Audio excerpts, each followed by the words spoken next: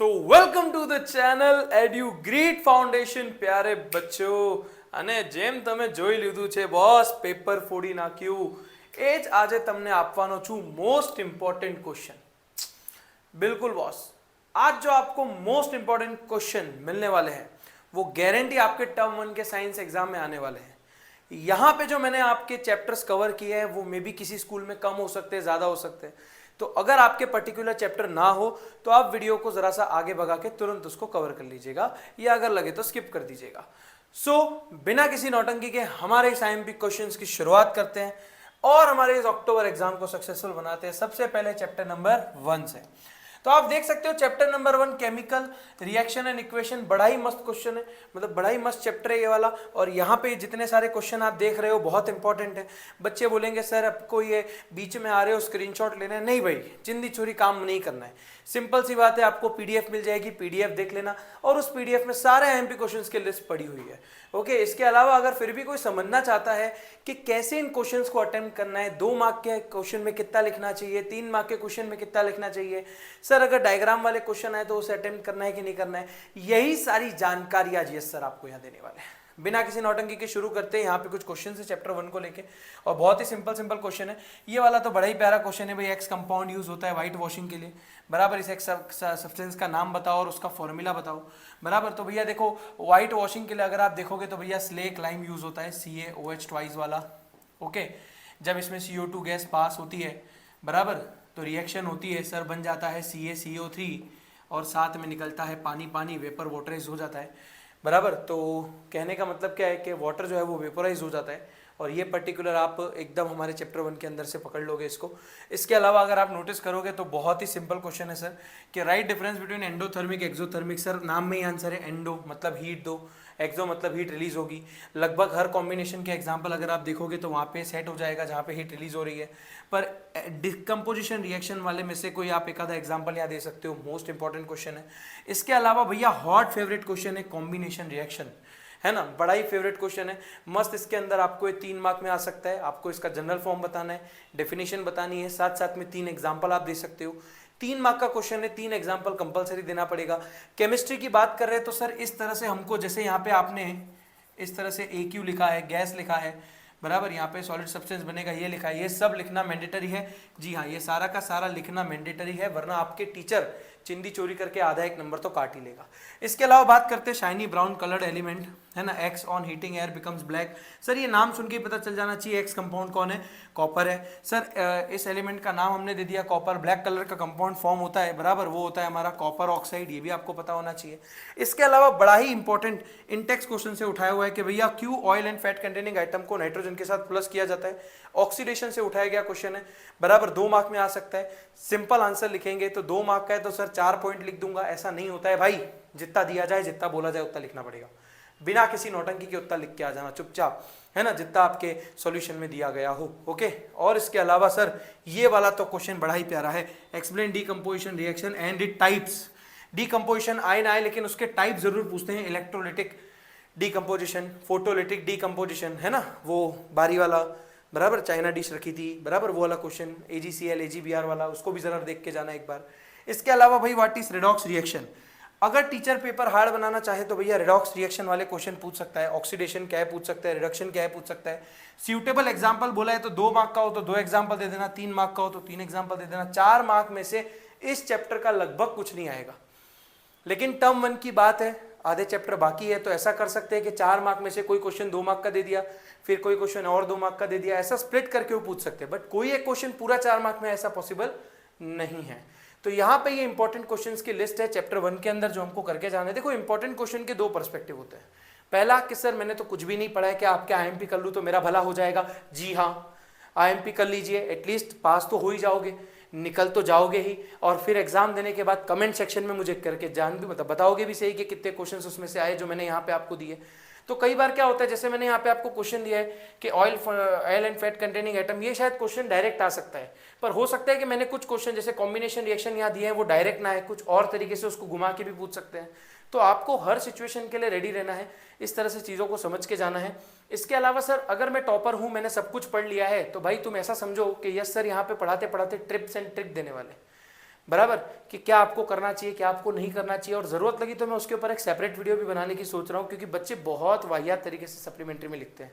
इसके अलावा सर मेरे को डाउट होता है कि मुझे सेक्शन कहाँ से शुरू करना है, तो आप इस वीडियो के एंड तक बने रहिए। यहाँ पे वीडियो के एंड पे मैं आपको वो ट्रिक दूंगा जो शायद किसी टॉपर के पास भी नहीं होगी, और उस ट्रिक को पकड़ के, उस ट्रिक को जान के भाई तू गारंटी नंबर ले आएगा, गारंटी पेपर तेरा जोरदार जाएगा।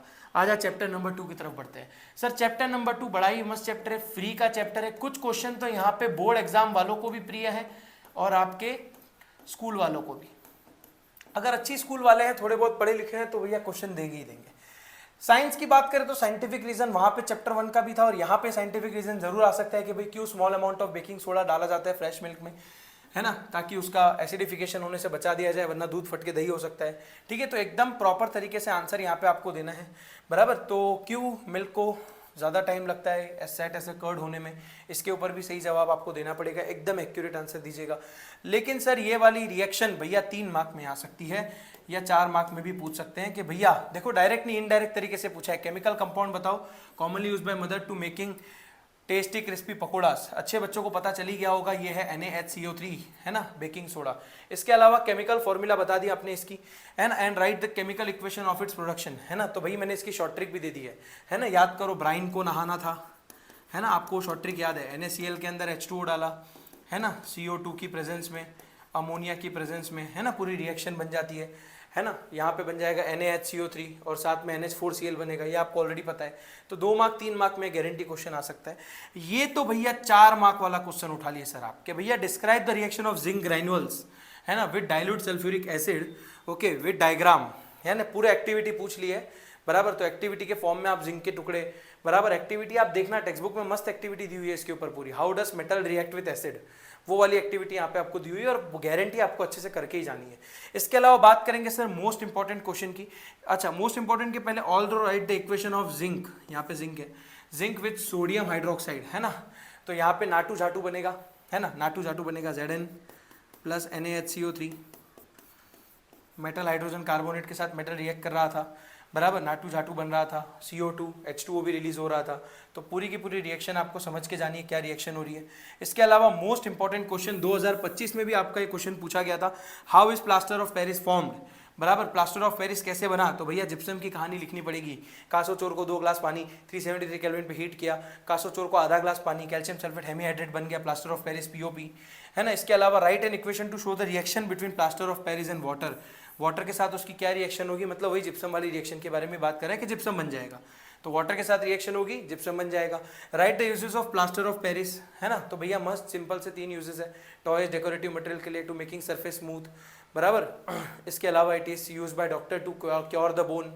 अब देखो मैंने प्लास्टर ऑफ पेरिस बोला है, तो हो सकता है ये क्वेश्चन डायरेक्ट डिक्टो ना है, पर आपको घुमा के भी आ सकता है ना। Can x compound is used by doctor to cure the fracture bone, तो वो प्लास्टर ऑफ पेरिस है, आपको समझना पड़ेगा।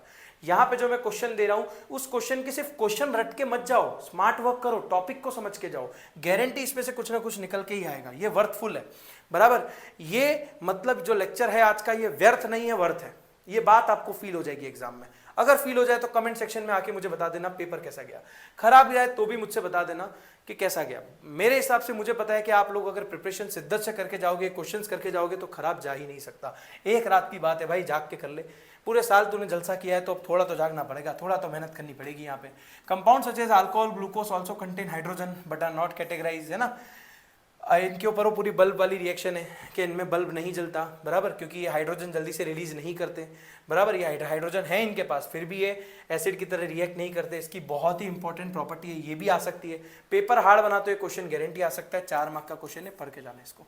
Right the preparation and uses of bleaching powder, most important question है ना, कि स्लेक लाइम के अंदर क्लोरिनाबिन को पास कराया था, स्लेक लाइम के अंदर क्लोरिनाबिन को पास कराया था तो बन गया था, ये वाली रिएक्शन भी पता है हमको, CaO2 प्लस Cl2 गैस को पास कराया, ब्लीचिंग पाउडर बन जाएगा। फॉर्मूला पता होना चाहिए, CaOCl2, क्या पता होना चाहिए, CaOCl2। अब most important, importance of pH in everyday life. Sir क्या 4 मार्क में आएगा? नहीं भाई, 2-2 मार्क के क्वेश्चन आ सकते हैं। 2 डीके के बारे में बताओ। पीएच इन अवर डाइजेस्टिव सिस्टम बताओ, पीएच इन अवर सॉइल बताओ, ऐसे दो मार्क के 2 क्वेश्चन स्प्लिट करके आ सकते हैं, बराबर। पूरा का पूरा पेपर जो है आपको यहाँ से समझना पड़ेगा कि टॉपिक इंपॉर्टेंट है, पेपर या क्वेश्चन से ज्यादा टॉपिक इंपॉर्टेंट है। पीएच के कंपेयर में यहाँ पे अगर आप वैल्यू भी इसकी पढ़ के जाते हो ना, वैल्यू, तो इसके नंबर आपको पूरे पूरे मिलेंगे। इसके अलावा वो वैसे क्वेश्चंस भी इसके अंदर आ जाते हैं कि किसी का पीएच आपको देखे रखा है, किसी का 4 है, किसी का 7 है, किसी का 11 है, किसी का 14 है, फिर क्वेश्चन पूछ लेते बताओ मोस्ट बेसिक कौन है, तो आपको ये देना है, न्यूट्रल कौन है 7, एसिडिक कौन है ये, है ना। तो इस टाइप के क्वेश्चन गारंटी आ सकते हैं, आप इनको समझ के जाइएगा। चैप्टर 3 की बात करें तो देखो कुछ स्कूलों में चैप्टर 3 आ रहा है, कुछ में नहीं आ रहा है। अगर आपके स्कूल में नहीं आ रहा है तो आप स्किप करके आगे बढ़ सकते हैं चैप्टर 5 की तरफ। जिनके स्कूल में आ रहा है उस जरा समझ लो भैया। मोस्ट इंपॉर्टेंट है, अगर टीचर ने क्वेश्चन हार्ड बनाने का सोचा, पेपर हार्ड बनाने का सोचा, तो ये वो जरूर दा देगा इलेक्ट्रोलाइटिंग ऑफ कॉपर, है ना। एनोड पे इम्प्योर कॉपर स्ट्रिप लेंगे, प्योर पे मतलब कैथोड पे प्योर कॉपर लेंगे। इलेक्ट्रोलाइट भी जिस मेटल का आप रिफाइनिंग करते हो वही लेना पड़ता है, CuSO4, है ना। मस्त आप ऐसा डब्बा वाला डायग्राम बना के आ जाओगे, बहुत ही सिंपल क्वेश्चन है, मस्त फ्री के मार्क्स देके जाएगा आपको। थर्माइट प्रोसेस तो भैया मोस्ट इंपॉर्टेंट है, इसको ऐसे भी पूछ सकते हैं एग्जाम में, this reaction which is use to join crack railway parts और मशीन पार्ट्स, है ना, जिसके अंदर डिस्प्लेसमेंट रिएक्शन होती है, रिडक्शन भी होता है, एक्सोथर्मिक भी होता है ना। यही वाली रिएक्शन है जिसको आपने पढ़ा था सर, आयरन को Fe को रिएक्ट करेंगे Al2O3 के साथ, बराबर। तो क्या होगा सर, हाई अमाउंट में सर क्या होगा, डिस्प्लेसमेंट रिएक्शन होगी, बराबर। डिस्प्लेसमेंट रिएक्शन आपको देखने मिलेगी, कैसे मिलेगी कि सर जो रस्ट लग गया था वो Fe2O3 था, उसके साथ इन लोगों ने Al को रिएक्ट कराया तो बन गया Al2O3, साथ में Fe जो है वो लिक्विड फॉर्म में रिलीज हो गया, बराबर। तो ये साथ साथ में हीट रिलीज करके भी देता है, बराबर। ये तो इक्वेशन है, क्वेश्चन भी इसके ऊपर से आ सकता है, समझ के जाना पड़ेगा आपको। Right physical properties of metals and non metal, most important, 3 mark में आएगा। आप ऐसा मत सोचना 3 मार्क में आए तो 3 प्रॉपर्टी लिख दूं सर, 5 प्रॉपर्टी लिख दूं, नहीं। जितनी भी फिजिकल प्रॉपर्टी आपने पढ़ी है, मेलेबिलिटी, बराबर, डक्टिलिटी, इसके अलावा हार्डनेस, है ना, सोनोरिटी, जो भी आप जानते हो फिजिकल प्रॉपर्टीज, है ना, बाहर से वो कैसा दिख रहा था, हीट एंड इलेक्ट्रिसिटी का कंडक्शन, डेंसिटी, ये सब कुछ आपको यहाँ पे लिख देना है। इसके बाद बात करेंगे prevention of corrosion, most most most important topic. अगर आपके पेपर में चैप्टर 3 है तो गारंटी लिख के ले लो, कोरोजन आने की पूरी पूरी संभावना है। सर मेथड बताओ कि प्रिवेंशन ऑफ कोरोजन, कोरोजन को कैसे रोक सकते हैं, painting, oiling, chrome plating, anodising, है ना, बहुत सारे तरीके, गैल्वेनाइजेशन, एलॉइंग भी लिख के आ जाना, प्रॉपर पॉइंट बनाना, प्रॉपर पॉइंट वाइज जाना। खाली खिचड़ी पका के आ गए और सोचे 3 नंबर मिल जाए, टीचर काट लेगा, टीचर चला के। Right chemical reaction of zinc metal, भैया जिंक मेटल की रिएक्शन करवानी है, फिर से आ गया डाइल्यूट H2SO4 के साथ। Sir acid react with metal हो जाएगा, पर सर इस केस में H2 गैस निकलेगी, जी हाँ बिल्कुल निकलती है, क्योंकि आप ही ने सिखाया था, है ना, कि एसिड जब रिएक्ट करता है, एसिड जब रिएक्ट करता है मेटल से तो क्या रिलीज करता है, सॉल्ट एंड डाइहाइड्रोजन गैस। पर ये सिर्फ किस में एप्लीकेबल नहीं है, HNO3 में, क्योंकि ये खुद एक स्ट्रॉन्ग ऑक्सीडाइजिंग एजेंट है। ऑक्सीडाइजिंग एजेंट बोलता है या तो मैं ऑक्सीजन दूंगा या तो हाइड्रोजन लूंगा। आप सोचो जब ये खुद ही हाइड्रोजन ले लेगा तो इस केस में आपकी जो H2 गैस है वो निकलेगी नहीं। पर इसके अंदर आप एक और चीज लिख के आना कि ये सिर्फ थोड़ी थोड़ी निकल सकती है जब आप HNO3 की रिएक्शन कराओ मैंगनीज और मैग्नीशियम के साथ। इसको याद रखना, HNO3 की रिएक्शन अगर मैंने मामा के साथ कराई मैंगनीज और मैग्नीशियम तो शायद पॉसिबल है कि निकल भी जाए। Describe electrolytic refining of copper, sir यही क्वेश्चन ऊपर भी है, यही क्वेश्चन नीचे भी है, तो मतलब सोचो ये बहुत ही इंपॉर्टेंट क्वेश्चन है। 2 बार डालने का रीजन ये है कि यहाँ पे कॉपर की जगह कोई और मेटल भी हो सकता है, बराबर। लेट सपोज यहाँ पे आयरन को ले लीजिए, बराबर। तो कोई भी रिफाइनिंग हो सकता है, आपको सिर्फ ये याद रखना है कि एनोड पे आपको लेना है इम्प्योर मेटल, कैथोड पे आप लेंगे प्योर मेटल, इलेक्ट्रोलाइट सॉल्यूशन भी उसी का होना चाहिए। जैसे यहाँ पे कॉपर था तो CuSO4 था, आयरन होगा तो आप फिर FeSO4 लेंगे। हालांकि इतना जल्दी पूछते नहीं है पर फिर भी इंपॉर्टेंट है। इसके अलावा एक और चीज यहाँ पे इंपॉर्टेंट है, give reason platinum, gold and silver use to make jewellery, क्योंकि लेस रिएक्टिव होते हैं। फिर भी प्रॉपर तरीके से लिखना, 2 मार्क में आ सकता है। अब ये मोस्ट इंपॉर्टेंट क्वेश्चन आ गया घुमाने वाला, है ना। 9th क्लास नहीं पढ़ा तो नहीं आएगा। अगर यस सर की अभी वाली रील तुमने नहीं देखी, है ना, जिसमें सर ने 1 से लेके 20 तक एटॉमिक नंबर की शॉर्ट ट्रिक दी है ना, जहाँ पे नेपाली नोटी बोला था, तो नेपाली नोटी, जब मैं बोल रहा हूँ नोटी, तो नोटी पे आता है सर सोडियम, जिसका एटॉमिक नंबर है 11। 11 को स्प्लिट किया तो पहले ऑर्बिट में 2, 8 और 1, इसके पास 1 इलेक्ट्रॉन ज़्यादा है, इसके लिए Na के ऊपर चार्ज आता है +1, क्योंकि वो 1 इलेक्ट्रॉन दान करना चाहता है ना। और जब मैंने उस रील में बोला था चिल्लाई, तो चिल्लाई के अंदर वर्ड आता है क्लोरीन, तो क्लोरीन के एटॉमिक नंबर 7 है, मतलब वो 1 इलेक्ट्रॉन और लेना चाहता है ताकि वो ऑक्टेट रूल पे आ जाए। तो बोला आइडेंटिफाई द मेटल, तो मेटल कौन है, सोडियम, पूरा लिखेंगे। उसका नाम क्या है सर, SODIUM, सोडियम लिख देंगे। सर नॉन मेटल बताइए, नॉन मेटल कौन है सर, क्लोरिनाबेन, पूरा लिख देंगे। Which ionic compound form by X and Y, भाई Na+1 Cl-1, शादी करा दो, चैप्टर 1 से आती है, तुमको शादी कराते हैं।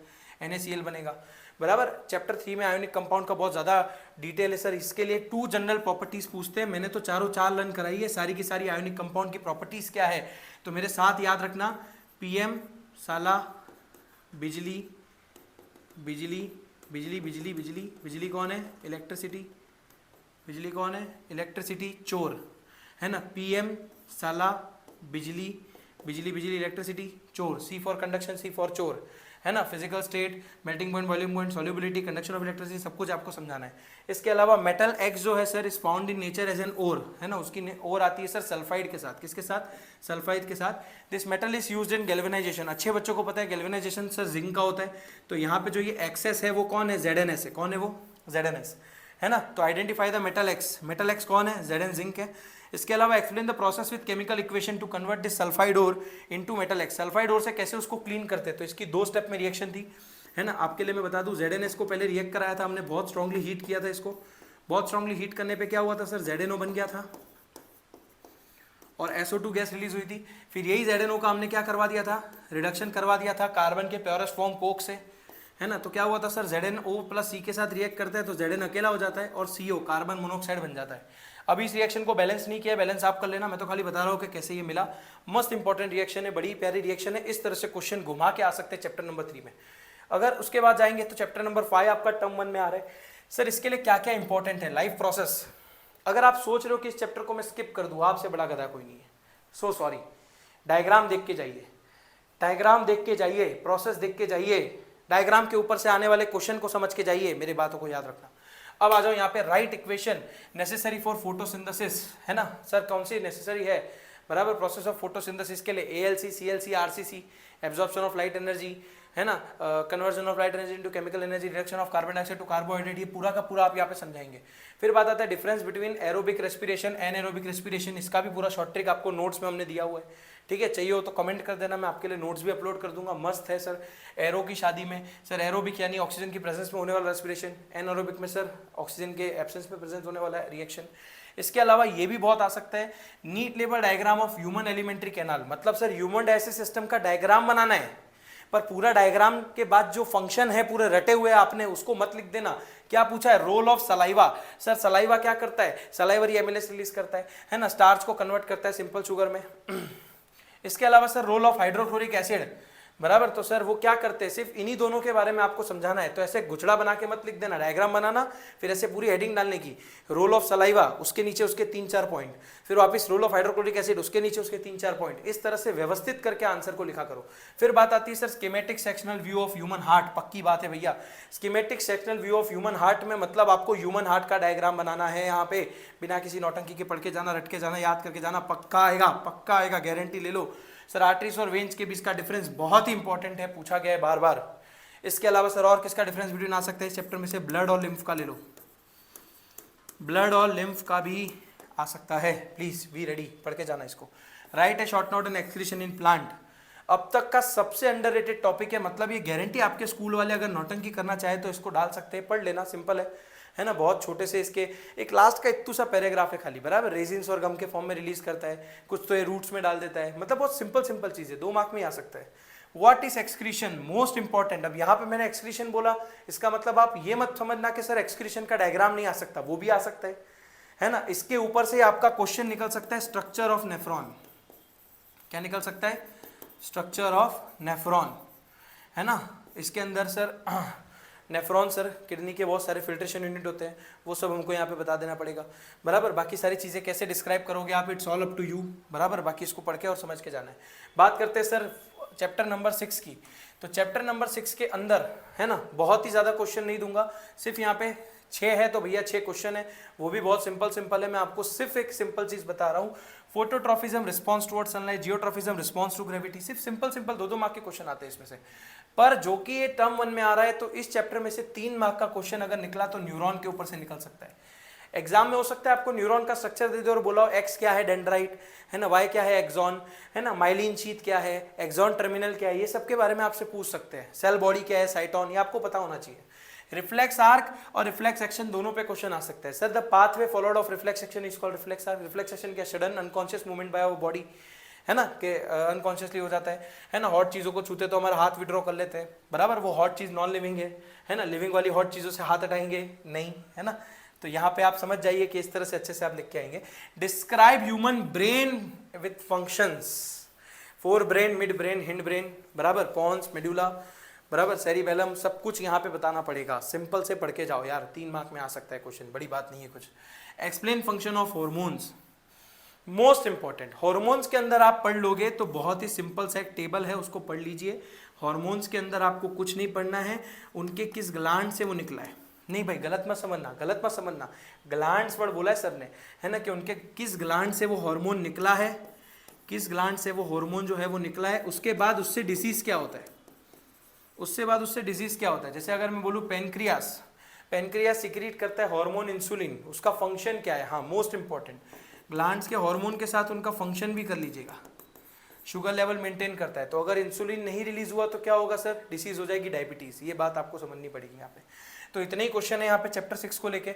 अब बात करते हैं चैप्टर 7। देखो ये भी एक ऑप्शनल चैप्टर है, हाउ डू ऑर्गेनिज्म रिप्रोड्यूस। कुछ स्कूलों में इसको लिया हुआ है, गिनी चुनी स्कूलों ने लिया हुआ है, बहुत स्कूलें नहीं लेती है, पर फिर भी अगर आता है तो आप समझ जाइए इंपॉर्टेंट प्रॉपर्टी है। गारंटी आपके इसमें से 2 मार्क का क्वेश्चन गिर सकता है। आपको पूछ सकते हैं changes seen in boys and girls, दोनों का नहीं पूछेंगे, या तो बॉयज ड्यूरिंग प्यूबर्टी या तो गर्ल्स ड्यूरिंग प्यूबर्टी। 3-3, 4-4 पॉइंट लिख के आ जाइएगा, कुछ तो दोनों में कॉमन भी होते हैं, ठीक है, तो उसको भी समझा दीजिएगा अच्छे से। State different types of asexual reproduction, जितने भी 5 टाइप हैं, फ्रेगमेंटेशन, स्पोर फॉर्मेशन, बडिंग हो गया, फिजन हो गया, इसमें भी मोस्ट इंपॉर्टेंट मेरे तजर अगर आप मानो तो सिर्फ 2 ही है। बडिंग ले लो, ओके, बडिंग ले लो, और बडिंग के साथ साथ न्यूक्लियर फिजन है वो ले लो। अगर पेपर हार्ड निकालना चाहे तो ये भी पूछ सकते हैं वेजिटेटिव प्रोपोगेशन का इंपॉर्टेंस क्या है ना, टिश्यू कल्चर क्या है। इसी टॉपिक में से आपको निकल जाएगा टिश्यू कल्चर, एक छोटा सा पैराग्राफ है टेक्स्ट बुक में, है ना, आफ्टर दिस वेजिटेटिव प्रोपोगेशन, उसको पढ़ के जाना, हो सकता है कुछ क्वेश्चन निकल जाए। बाकी ये तो मस्त है। पॉलिनेशन, उसमें भी सेल्फ पॉलिनेशन खुद से हो जाता है, क्रॉस पॉलिनेशन 2 डिफरेंट प्लांट्स के बीच में होता है। ये इसमें भी मैं मानता हूँ सबसे इंपॉर्टेंट क्वेश्चन ये आ सकता है, या तो 3 मार्क में ये 2 क्वेश्चन आ सकते हैं। आप समझ जाइए what are the most important ways, methods of contraception, है ना। कॉन्ट्रासिपेशन यानी प्रेगनेंसी को रोकने के लिए क्या क्या मेथड है, मैकेनिकल बैरियर है, सर्जिकल मेथड है, ठीक है, केमिकल बैरियर है, सब कुछ आप यहाँ पे पढ़ के जाइए। सिंपल तरीके से आ सकता है, गारंटी आ सकता है। इसके अलावा फीमेल के साथ अगर आप फीमेल रिप्रोडक्टिव सिस्टम पढ़ के जाएंगे भैया, तो मर्द जात के साथ भेदभाव हो जाएगा। तो मेरी मानिए, फीमेल का रिप्रोडक्टिव सिस्टम पढ़ के जाइए तो भैया मेल का भी पढ़ के जाना। अब आपको मैंने बोला कि मेल रिप्रोडक्टिव सिस्टम आपको पढ़ना पड़ेगा। ऐसा मत सोचना कि चालू एग्जाम में नीचे देख लेंगे, कॉपी मार लेंगे तो आ जाएगा, नहीं भाई, वो गलत सोच रहे हो तुम। इसके अलावा explain budding in hydra, hydra के अंदर का बडिंग है भैया, बर्ड छोटा सा निकल जाता है, मैच्योर हो जाता है, डिटैच हो जाता है, वही सब लिखना है इसके अंदर। सर यूनिसेक्सुअल फ्लावर के एग्जाम्पल्स पूछ लेंगे आपको, what are unisexual flowers, example दे दो, नाम याद करके जाना, नाम याद करके जाना, इंपॉर्टेंट है। इसके अलावा सर एक अगर पेपर हार्ड बन गया तो पॉसिबिलिटी ये भी है कि भैया NEET diagram of longitudinal section of flower, longitudinal section है ना, sepals, petals, okay, pistil, stigma, anther, filament, है ना, पूरा एक जो फ्लावर का आपका स्ट्रक्चर दिया हुआ है टेक्स्ट बुक में, उसको करके जाइए। देखिए डायग्राम बायोलॉजी में इसके लिए इंपॉर्टेंट नहीं आप कितना अच्छा बनाते हैं, इंपॉर्टेंट है आप कितनी अच्छी लेबलिंग करके आते हैं, है ना, पर बहुत ज़्यादा ही अच्छा मत बना देना, मतलब जोरदार मत बना देना। So this is up to here only. अगर आप चैप्टर 9 को पढ़ के जा रहे हैं और अगर आप इस चैप्टर को स्किप कर रहे हैं तो भैया आप सबसे ज़्यादा मूर्ख हैं, इसको स्किप करना नहीं है। एक ये चैप्टर को और एक लाइफ प्रोसेस को, जीवन दान है ये चैप्टर, बाय हुक और बाय क्रूक, वन शॉट देख के जाओ, वन शॉट देख के जाओ, गारंटी देता हूं कोई हार्ड नहीं लगेगा। एक क्वेश्चन की औकात नहीं जो हमारे बच्चों को हार्ड लगे।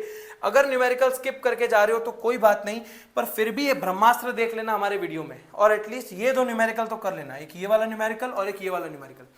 आपके टेक्स्ट बुक में से चुन के न्यूमेरिकल को मैंने निकाला है। अगर टीचर ने पूछा तो ये न्यूमेरिकल वो पूछ सकता है जो मैंने यहाँ पे आपके सामने यहाँ पे लगाए हुए हैं।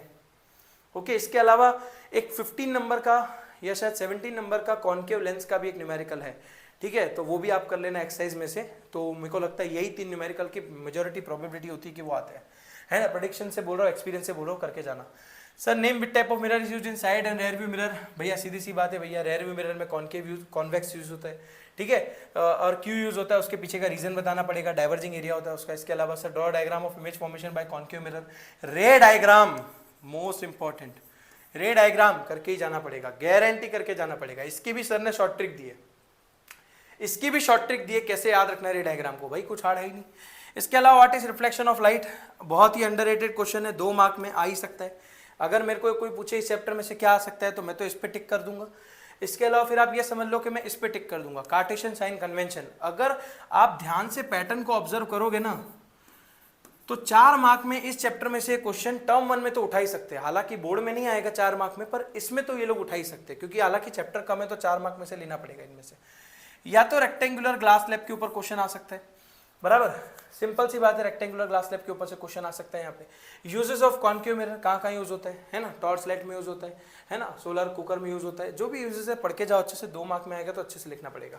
चैप्टर 10 को भी आप चाह के भी स्किप कर सकते नहीं हो, क्योंकि सिंपल पप्पू चैप्टर है, एकदम इजी चैप्टर है, फ्री के मार्क्स देने वाला है आपको। यहाँ पे क्या करना है sir, simple sir, dispersion of white light. अगर आप सबके इसमें ये चैप्टर है तो भैया 3 मार्क में ये क्वेश्चन गारंटी आ सकता है। इसी से मिलता जुलता आप क्वेश्चन देखेंगे, describe the formation of rainbow.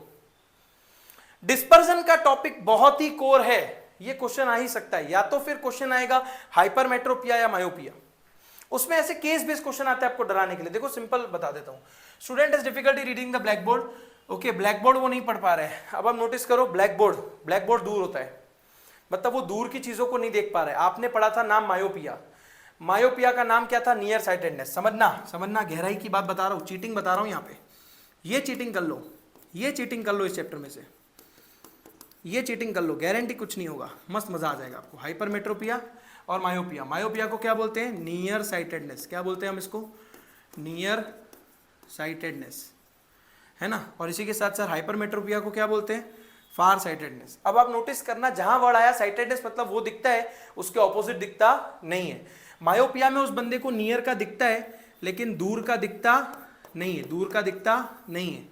और ना इससे ऊपर से डायग्राम भी याद करने का, मायोपिया नियर साइटेडनेस है, आपको पता है इमेज कभी भी बनती है तो रेटिना पे बनती है, आप रेटिना के पहले इमेज को मिला दो, नियर माने पहले मिला दो, और इसके बाद आपको ऐसा लगे कि सर पहले मिलाने के बाद भी इसका करेक्शन कैसे याद करें, तो भाई देख, नियर साइटेडनेस का मतलब है रेस जो है वो पहले मिल रही है, तुझे उसे दूर करना है, क्या करना है, दूर। और याद रखना, मायोपिया अगर कभी भी होगा तो दूर करने के लिए हमेशा आपको यूज करना पड़ेगा कॉनकेव लेंस। क्या यूज करना पड़ेगा, कॉनकेव लेंस। उसी तरह से अगर फार साइटेडनेस वर्ड आ गया, मतलब दूर का अच्छे से दिख रहा है पर पास का अच्छे से दिख रहा नहीं है। फार वर्ड आ गया मतलब देखो इमेज जो है वो रेटिना से दूर मिलानी है, फार मिलानी है, रेटिना के भी आगे मिलानी है, फार मिलानी है। अब फार वाली रेस को तुझे क्या करना है, रेटिना पे लाना है, फार वाली रेस को तुझे क्या करना है, रेटिना पे लाना है, रेटिना पे लाना है यानी पास लाना है, पास लाना है यानी कन्वर्ज कराना है, कन्वर्ज कराने के लिए कौन सा लेंस चाहिए, कॉन्वेक्स लेंस। क्या चाहिए, कॉन्वेक्स लेंस। ये याद रखना, फोकट या नेगेटिव होता है, तो मायोपिया होगा तो फोकल लेंथ कैसा होगा, नेगेटिव होगा, पावर भी उसका कैसा होगा, नेगेटिव होगा। पर अगर हाइपरमेट्रोपिया की मैं बात करूं, हाइपरमेट्रोपिया होगा तो फोकल लेंथ भी पॉजिटिव होगा और पावर भी क्या होगा, पॉजिटिव होगा। इसका कोई क्वेश्चन आ जाए, न्यूमेरिकल आ जाए, काम आएगा, बहुत इंपॉर्टेंट चीज है। टिंडल इफेक्ट को पूछ सकते हैं, स्कैटरिंग ऑफ लाइट के बेस पे 2 मार्क के अंदर आ सकता है। एग्जाम्पल पूछे तो canopy of a dense forest, है ना, किसी सॉल्यूशन में हैवी पार्टिकल, सनलाइट के अंदर 10 पार्टिकल का विजिबल होना, सब अच्छे से आप बता सकते हो। इसके अलावा सर कैसे वो करेक्टेड होगा ये भी बता दिया, एप्रोप्रिएट डायग्राम के साथ बताओ, वो भी आपको कॉज हमने दोनों बता दिया। अच्छा, फिर से student has difficulty in reading the black board while sitting in the last row, ये पीछे वाला ही क्वेश्चन है, खाली गलती से यहाँ पे रिपीट हो गया है, बराबर। अब देखो यहाँ पे कि वही ब्लैक बोर्ड वाला क्वेश्चन है और वही यहाँ पे क्या किया है, श्याम के नाम से पूछ लिया है। इसी की तरह आपको ऐसा भी बोल सकते हैं कि a student has difficulty in reading the book, इसकी जगह ब्लैक बोर्ड की जगह वो क्या कर सकते हैं, बुक, क्यों ब्लैक बोर्ड तो अच्छे से पढ़ पा रहा है पर बुक को अच्छे से पढ़ पा रहा नहीं है।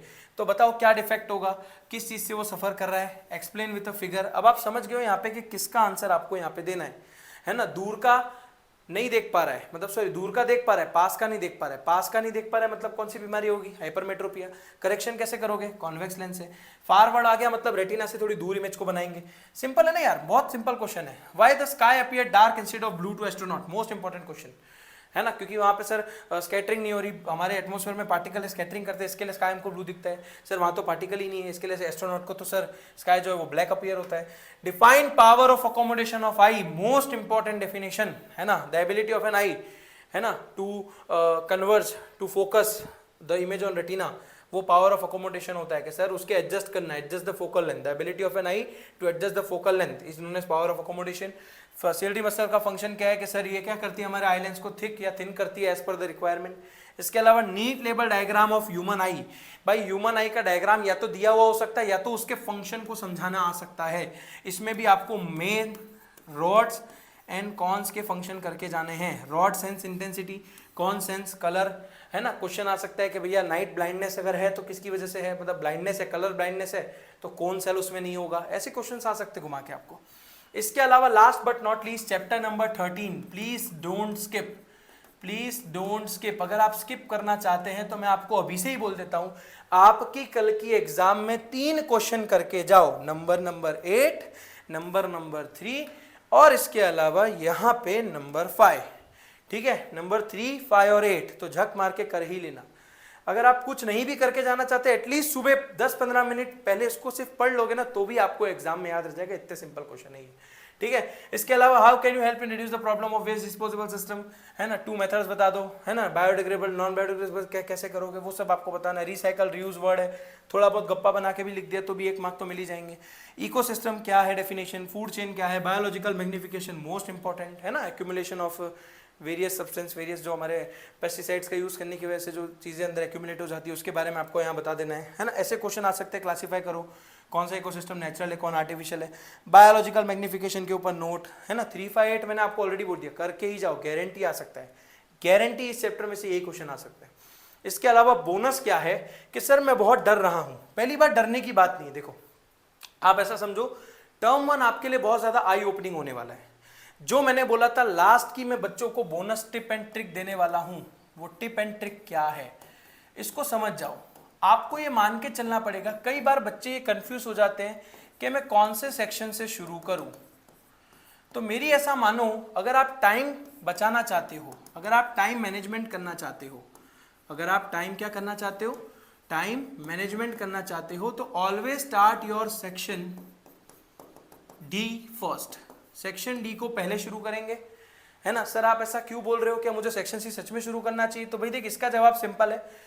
अगर मान लेते हैं सेक्शन डी में आपको 4 मार्क के 5 क्वेश्चन अटेम्प्ट करने जो आपका 20 मार्क दिलाएंगे और इन्हीं को करने में आपको ज्यादा टाइम कंज्यूम होगा, तो अगर ये खत्म हो गया ना आपका within 1 hour, it means you are the king of paper. क्योंकि बाकी का बी और सी मिला के भी आपका क्या लेंगे, दूसरा 1 घंटा लेंगे, या 1 घंटा 20 मिनट और ऊपर बफर गिन लो।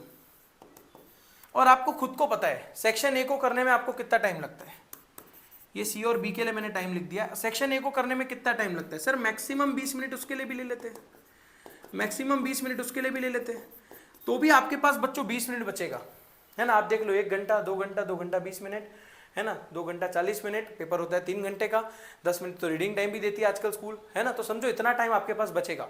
जब 10 मिनट रीडिंग टाइम आपको मिलता है पेपर में, उसमें आपको ये चूज करना है कि आप कौन सा क्वेश्चन अटेम्प्ट करने वाले हो। बहुत ज्यादा बोनस ट्रिक नहीं दूंगा, ऑलरेडी मैं आपके लिए इस पे सेपरेट वीडियो लेके आ रहा हूं। अभी के लिए सिर्फ इतना बता देता हूं, सेक्शन डी से अपना पेपर शुरू करें। टाइम मैनेज कैसे करें, आपको हमेशा एक रूल याद रखने का, 50%। अगर मुझे सेक्शन बी में 9 क्वेश्चन करने हैं, सेक्शन बी में 9 क्वेश्चन, एनी 9 मुझे बोला है, सर 9 में से कम 5 या 6 क्वेश्चन मुझे बहुत पक्के आते हैं, तो मुझे सेक्शन डी के बाद सेक्शन बी शुरू कर देना चाहिए।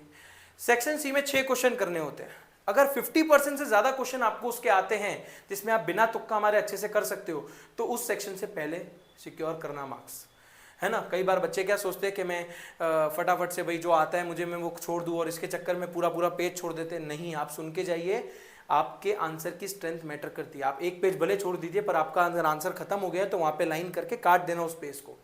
और इसके अलावा हमेशा नया सेक्शन नए पेज से शुरू करना, ये आपको पता ही है ना। पर मोस्ट इंपॉर्टेंट थिंग कि आपके आंसर और नए आंसर के बीच में 1 आध लाइन का तो स्पेस छोड़ो, 1 आध 2 लाइन का, और फिर बाद में क्या कर दो, एक ऐसी लाइन बना दो मस्त उसके बीच में। जैसे सेक्शन सी है, पहला क्वेश्चन लिखा, एक लाइन बना दी उसके नीचे, सेकंड क्वेश्चन लिखा, फिर उसके नीचे लाइन बना दी। इससे क्या है, टीचर को आपने पहले ही बता दिया था कि ये क्वेश्चन है।